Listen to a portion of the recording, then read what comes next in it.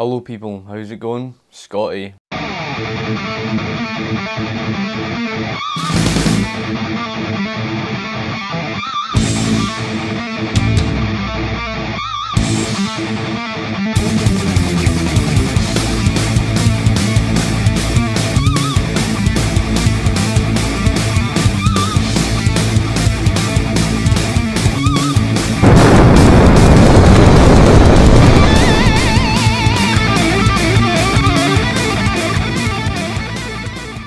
So this guy, M-SocialDemocrat01, who used to go under the name of Mr. Rico12, has got some amount of cheek to talk about being childish. Just look at the beginning of his terrible video.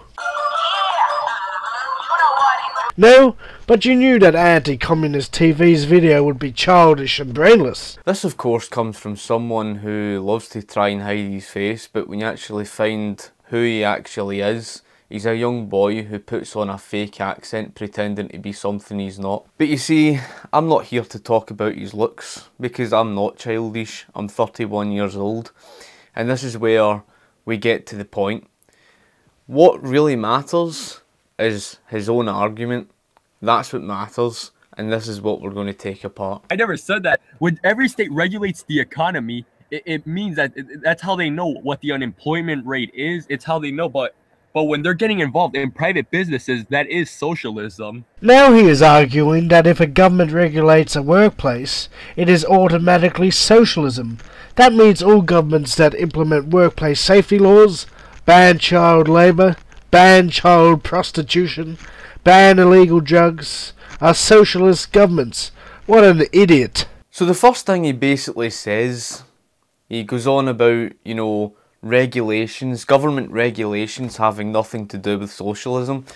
What I want you to do is have a listen to this. Socialism means, among other things, using political agencies to provide goods and services that otherwise would be provided privately in the marketplace.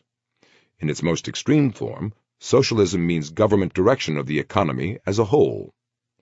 Socialism in its milder expressions takes the form of nationalized industries, the Chilean copper mining industry under Allende, Pakistan's petrochemical sector, and heavy industries under Bhutto.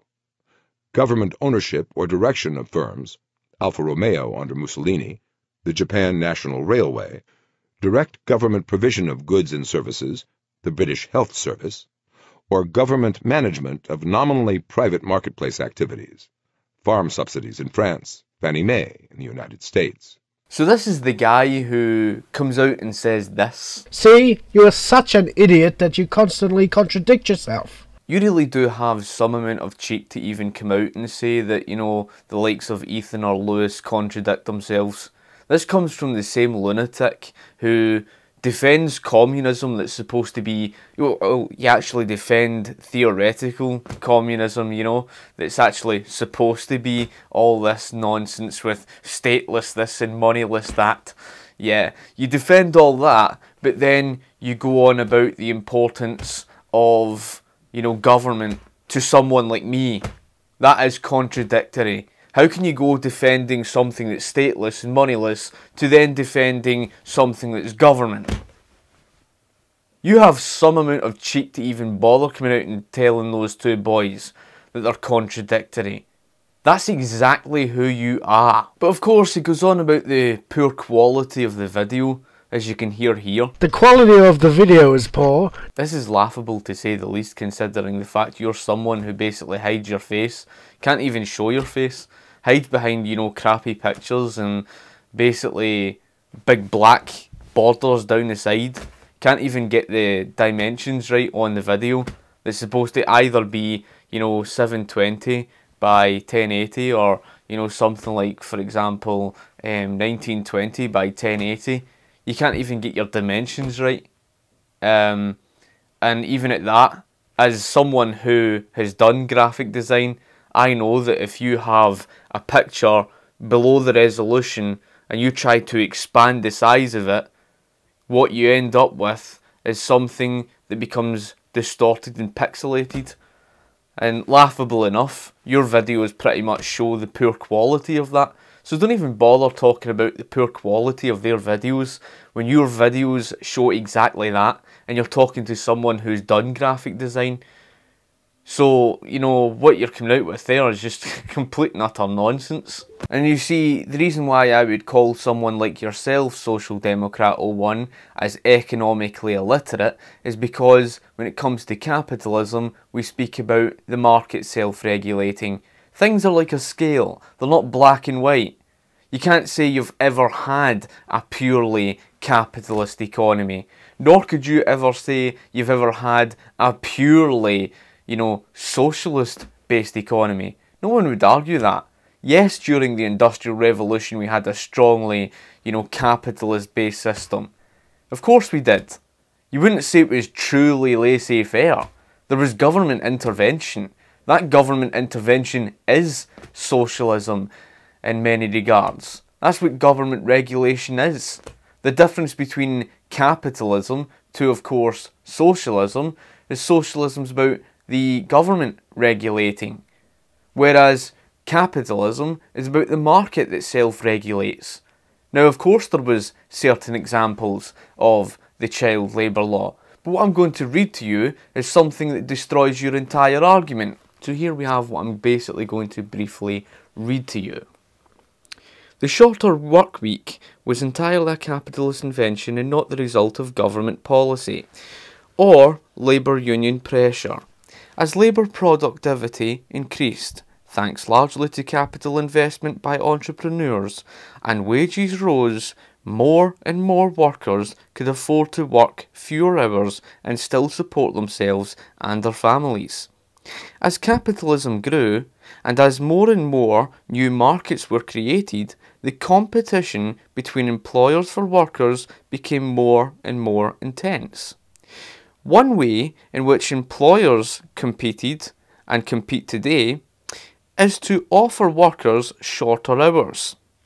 Once a few employers started recruiting the best employees in this way, others followed suit.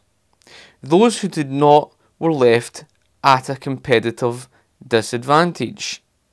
With rivals offering fewer hours of work per week, those employers who did not do so were compelled by competition to offer a wage premium to get employees to work longer hours.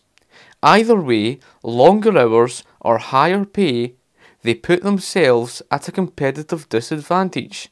This is how America has gone from an average 80-hour work week to one of less than 40 hours. Now here's the point. Competition in labour markets is also the reason why child labour has essentially been eliminated. Young people originally worked in the harsh setting of factories because they had to, as a matter of their and their family's survival. But as workers became more and more productive and better paid, thanks to the investments of capitalists, they could afford to keep their children at home and in school instead of sending them to work. Legislation banning child labour only codified what the free market had already created. Children coming out of the workplace, what was that you were saying? Because you talk nothing but mince and you don't know anything about history. American history contradicts you. The free market already solved that problem, reducing working hours through the increased productivity, as workers became richer as a result of an average real wage earning of 1.6 per year increasing. That's basically why children were kept out of the workplace. Not as a result of stupid government policy, not as a result of your stupid, labour unions, or as you'd call it, trade unions. But you know what the special part is? It was a Mises Institute.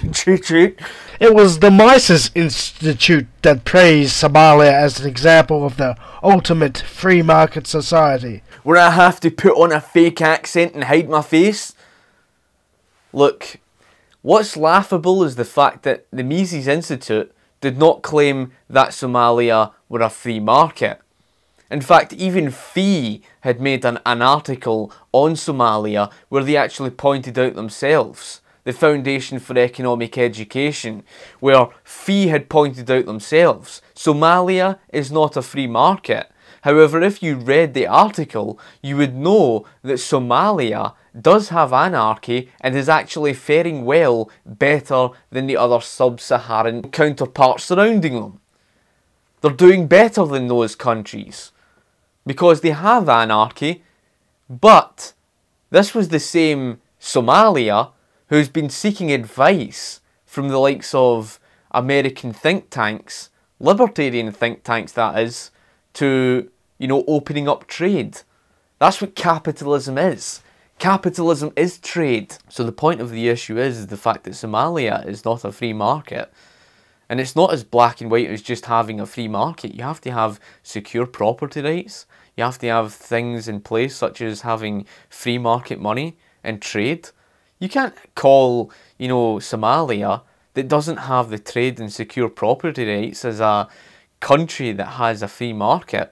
That's just sheer and utter stupidity if you ask me.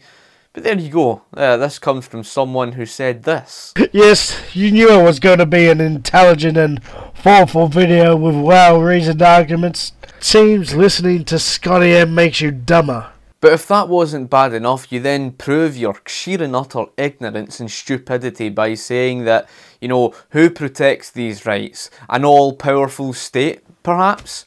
It has no private property rights, no trade, no anything like that, so it's not even capitalist. It's not even anarchy. Who protects these rights? An all-powerful state by any chance? See, you are such an idiot that you constantly contradict yourself. No, because under a free market, you don't have an all-powerful state. Because it's not a centralised based economy, it's decentralised. It means the governments are servant to the individuals of society.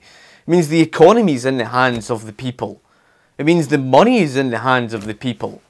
It means the people have strong economic freedom to follow their own economic goals and paths. What you're talking about, and you're showing a picture of fascism for Christ's sakes. Fascism's a system that's strongly centralised. It means you have an all-powerful, big, powerful state.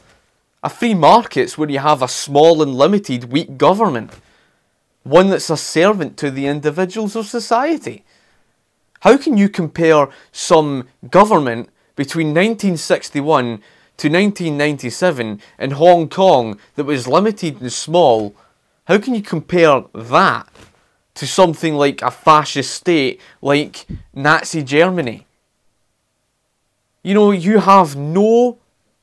You just have no clue of what you're talking about. And now you make an arse out of yourself by pointing out about Norway. Norway is divesting away from North Sea oil. It has a severe lack of productivity outside the energy sector. It has no choice. Note that anti-communist TV does not provide one source to back up his claims. That is because he is simply a liar who couldn't tell the truth if his life depended on it. Of course, Norway does very well when it comes to productivity. See this article that I will link in the description. He does not need to back up his source with claims. It's a simple understanding of pricing. It's a simple understanding of supply and demand. Clearly you don't understand basic economics. Why? Because what do high prices in the market signify, you fool? High prices in the market signify scarcity. That's what it tells you. That's what high prices in the market tell you. That's like trying to argue with the laws of gravity, arguing with the laws of physics. You can't argue with the laws of physics. If you walk off a cliff, you're going down the way. You're not going up the way. You're not floating. You're going down. You can't argue with that. So if you can't argue with the laws of physics, how then can you argue with the laws of supply and demand? How dare someone like you even call them an idiot when you don't even understand the basic laws of supply and demand and the importance of it? This isn't something opinionated, but it's something factual. You see, at the end of the day, when it comes down to prices, when you have high prices in the market through supply and demand, due to high prices, is telling the market there's a scarcity of productivity. When you have an abundance of productivity, you have lower prices. Now, are you honestly trying to tell me that Norway doesn't have high prices across their entire economy?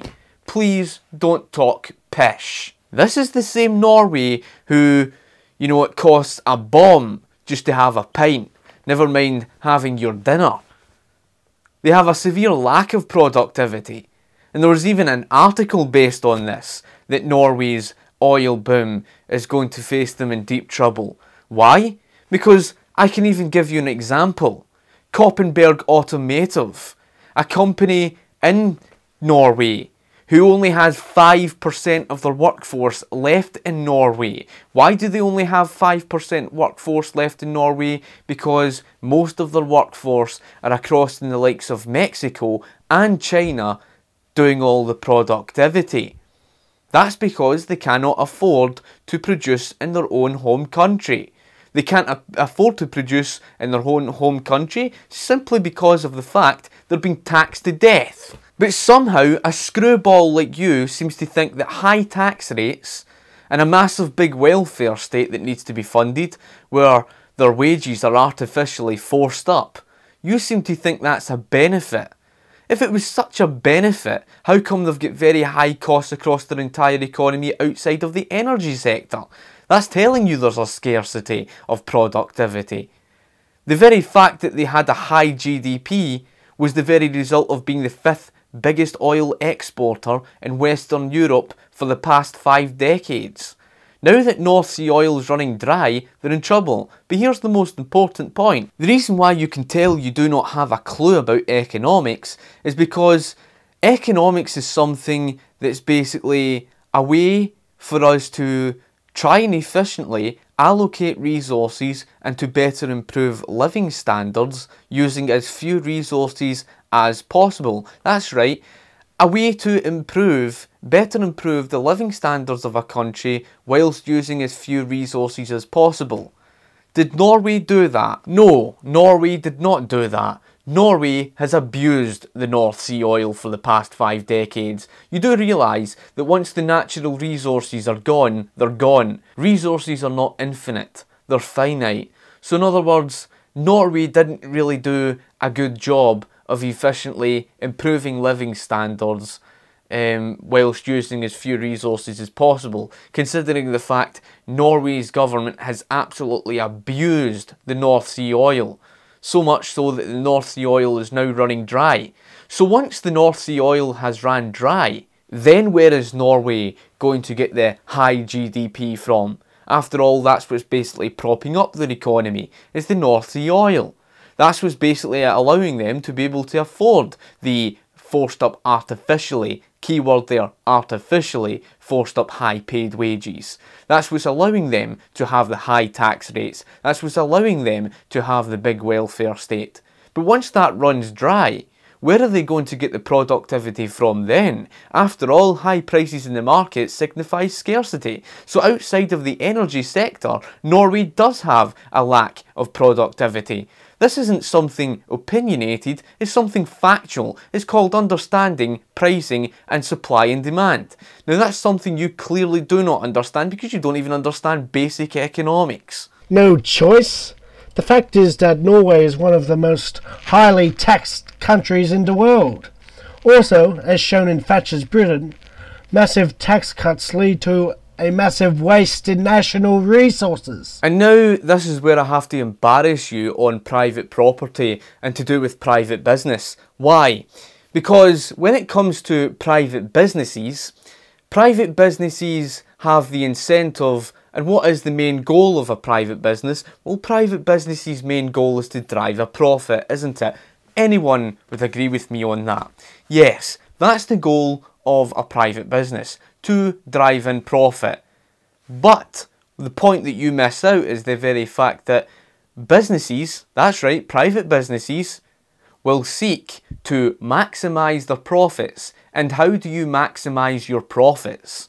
If you're driving in profits, how do you maximise profits? You maximise profits by minimising your costs. Do you know what that means? That means using as least resources as possible, as fewer resources as possible. That's how you maximise your profits. So this bullshit you just told them about how, you know, that, oh, if we went towards a lack of regulation in the economy and somehow we had a free market, then all the resources would be used up. That's hilariously funny, considering the fact that since 1950, and of course Hong Kong, both of those cities had thrived and prospered with what exactly? Hong Kong had no natural resources, yet from 1961 to 1997 they thrived and prospered as a city and became one of the richest cities in the world. That's with no natural resources and no national minimum wage. They went from less than 5,000, an average household income of less than 5,000 to more than 38,000 plus. But you see, the most important point is the very fact that what you talk about, this idea that somehow the lack of taxation or lack of regulation somehow leads to using up all the resources, using up all the natural resources. Well, like I said, private businesses, their aim is to drive in profits. And how do you maximise profits? You maximise profits by reducing your costs. And that means using as few resources as possible. So there you have it. You don't even understand what you're talking about. It's just laughable. It really is laughable. We've got another example of a country that's using up, you know, vast amount of resources and oil. Bolivia. And what are they going to do once they've ran out of that natural, you know, the natural resources and oil? They're already abusing it. What are they going to do after that? After all, if they've ran out of the natural resources. And yet, if you were to turn your attention to Bolivia, would you say that they've got a fucking high living standard compared to that of Hong Kong, who thrived and prospered with no natural resources? Are you having a laugh? It's just, you don't understand anything of what you're talking about. And this is where you spread your lies by claiming that Norway is a social democratic country. Nonsense. Norway is a social market economy. You clearly don't understand the difference between a social market economy and one that's a social democratic country. We had the evidence in history of a Scandinavian country, a country that was actually a neighbour to Norway, a country called Sweden. That's right, Sweden, who thrived and prospered under a free market from 1870 to 1960. Sweden has not always been the country of the welfare state and high tax rates. My country became rich many decades ago when we embraced the principles of the free market. The golden age of economic growth in Sweden began around 1870 and lasted about 100 years. Became the fourth richest nation in per capita GDP in the world. During that period, real per capita income rose sevenfold, giving Swedes the fourth highest per capita income in the world by 1970. And then, moving on throughout the 1960s into the 1970s, Sweden turned towards your democratic socialism. In the 1970s, things began to go wrong, and the Swedish economy began to lag other rich nations. The government gave subsidies to industries in trouble, instead of letting inefficient companies fail and leave room for new and more productive ones. Taxes were sharply increased. At one point, taking into account all taxes, the marginal tax rate was over 100% for some people. All of the new subsidies and benefits resulted in the public sector consuming an even larger share of national output. The 70s was also the decade of new regulations on the labor market, with more protection of workers and more obligations for employers toward employees. The Swedish currency, the krona, was devalued several times in an attempt to boost export industries. This is a bit like peeing in your pants. It's first all warm, but will soon turn cold for a long period ahead. A nasty spiral of even higher wage demands from workers was met with currency devaluations in vain attempts to save businesses. The unpredictability in the economy continued in the 80s, with devaluations combined with expansive fiscal policies, until the country plunged into a crisis in the beginning of the 90s. Now, what's laughable about your democratic socialism is the fact that it led Sweden right down the road to an economic crisis by the beginning of the 90s. What did Sweden do to solve that problem due to your democratic socialism? But my home country has begun to change. We have privatized many of our state-owned firms. It turned towards what we call a social market economy. That's correct, a social market economy. The word market referring to capitalism. Liberalized the credit market, deregulated international currency transactions, and lowered the marginal income tax rate. Also, unemployment and sickness compensation payments have been reduced. We have reformed the school and healthcare systems and brought in private incentives. Sweden is more of a market economy today. They deregulated, they privatised, and the economy done better. We've got the historical evidence of that. This just goes to show just how much bullshit that you like to feed to people. But what's laughable is the very fact that Norway has exactly that. Norway has what you call a social market economy. They even kicked out their socialist government and brought in a more conservative-minded government.